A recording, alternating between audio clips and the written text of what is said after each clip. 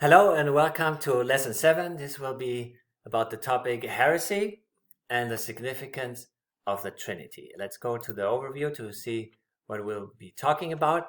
So first we'll make a biblical and historical case for the Trinity. Then I'll say something about ancient heresies.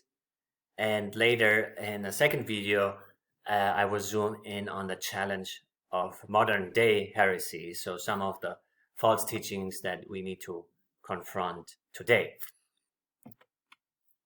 So as for the biblical basis, first of all, I want to emphasize that we need to recognize that the New Testament especially, and also the Old Testament, really puts a premium, so to say, on correct teaching.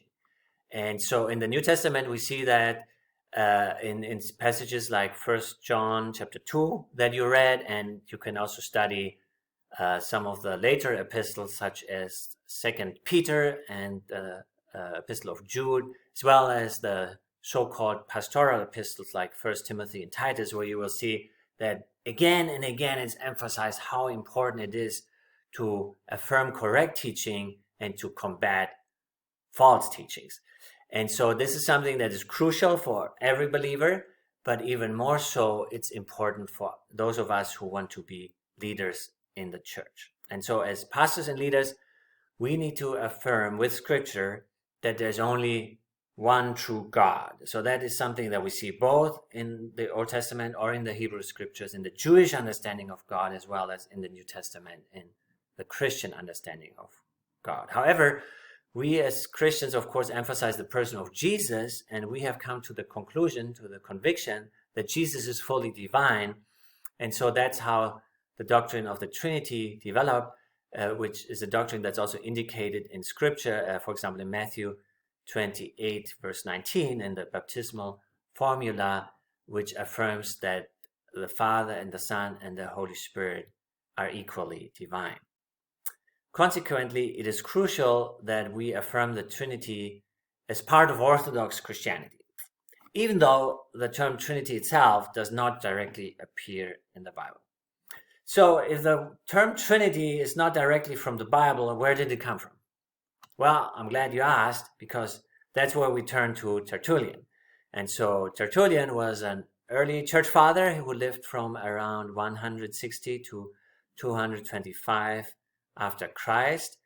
And he was the one who invented the term Trinity, or what in Latin is Trinitas. And as McGrath tells us, Tertullian, besides Trinitas, also invented over 500 other new nouns in the Latin language. And so that already tells us that Tertullian was a genius. And so when we discuss the historical argument for the Trinity, we need to understand that the Trinity is one of the first doctrines that were defined by the early church. So doctrines were often formulated in response to heresy, which in Greek is the term Heresis, which originally simply meant another choice or opinion. However, historically, the doctrine of the Trinity is closely linked with the development of the doctrine of the divinity of Christ. So that is to say, as early Christians, and many of them, of course, were Jews, who had to wrestle with the question, wait, I believe that there's only one God, of course, but now I recognize that Jesus is also God. So how do I reconcile these two truths? And then, of course, that it was the same principle was applied to the Holy Spirit being recognized as a person, fully divine.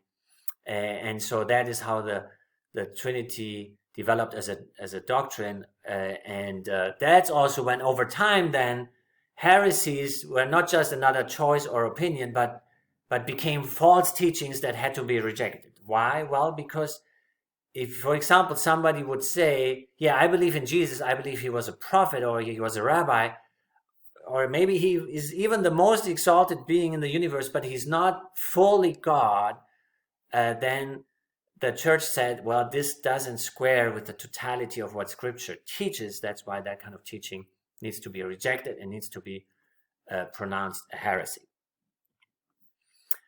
So the historical argument for the Trinity can also be further explained as follows, as it says in this article here entitled Trinitarian Heresies. It says, In the history of Christian theology, we often find that the church comes to its clearest understanding of the Word of God when it is forced to confront error. To sufficiently answer the heretic's distortion of the Bible and its meaning, church leaders dig deep into the scriptures and come up with vocabulary that is able to summarize all of what God's Word teaches. And that is an important point that can also help us to identify and confront modern day heresies. That is, when we have like a cult group, like a group that does affirm some of what's in the Bible, they use the Bible to make their argument. That can be very confusing, and that's one reason they are misleading people. But the important thing to recognize is that if they teach something different than Orthodox Christianity and teaches and what the church has historically taught, it's probably because they are overemphasizing certain parts of the Bible and neglecting other parts of the scriptures. So the article continues to explain, when it comes to the doctrine of the Trinity, the battle with heresy played a particularly important role in the early church, and it was in confronting various heresies that much of the language we use to define Trinitarian doctrine was developed. So what are some of those ancient heresies? Well, one of them is Arianism.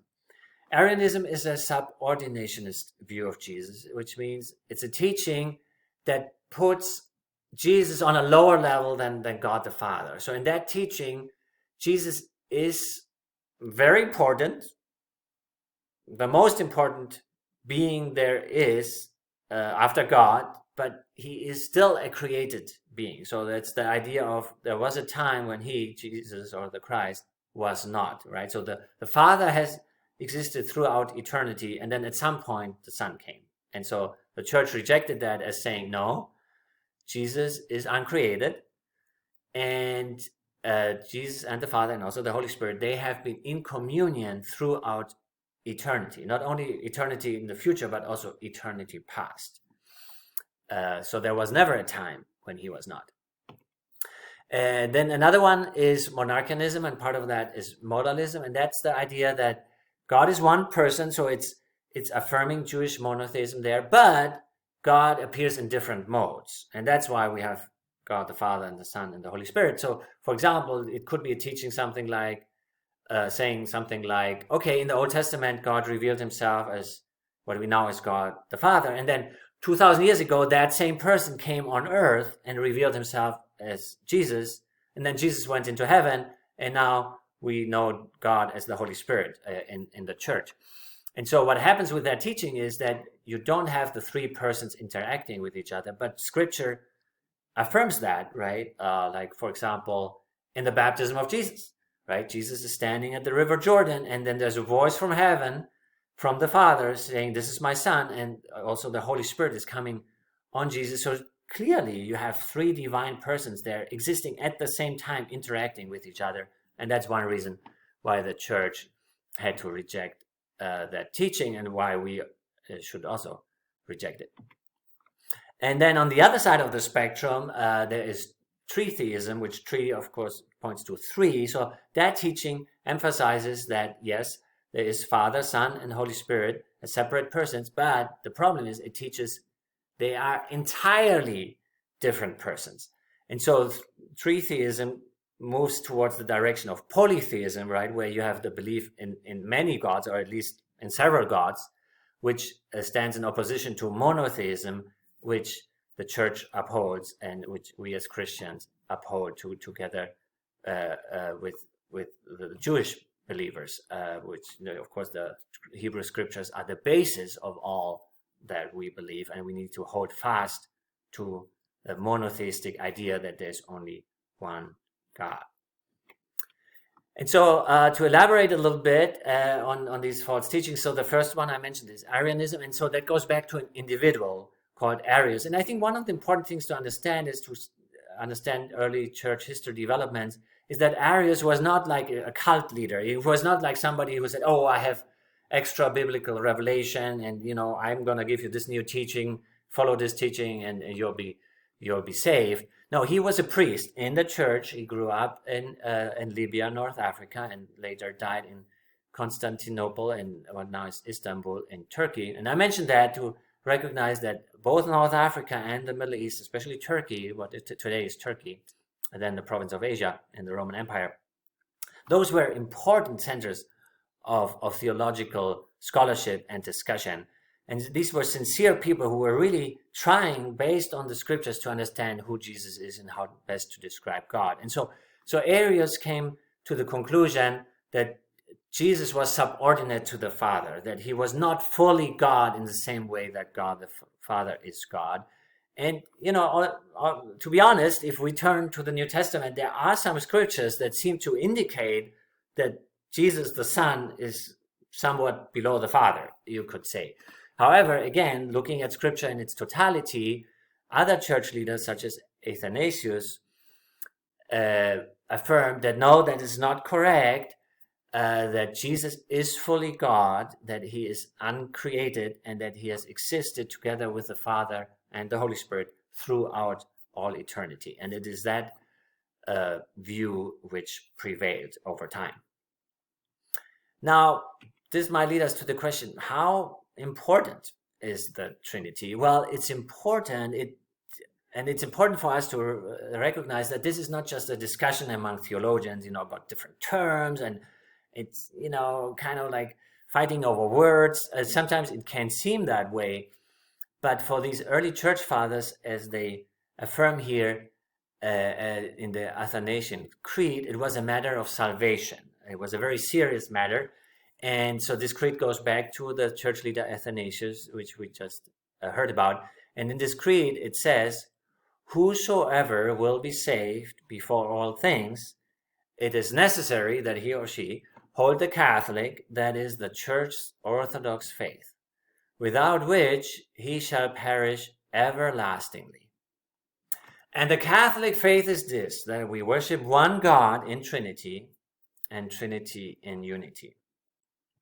So here we see why this is so important, and then we see why in the New Testament, for example, in 1 John and also in 1 Timothy and Titus and other letters, correct teaching is emphasized so much, because we as Christians believe that in order to be saved, we need to believe, and we need to have the right kind of belief. And so specifically with regard to God, we need to believe that there is one God, and that this God exists in the Trinity, or exists in three persons. And so that is what scripture in its totality teaches. That is what the church has affirmed throughout the centuries, and that is also what Christians who are part of Orthodox Christianity believe nowadays. And of course there are groups that don't believe that, and that is a problem, because as we see here also in this affirmation, that can endanger people's salvation if they don't have a correct understanding of who God is, and specifically for who Jesus is.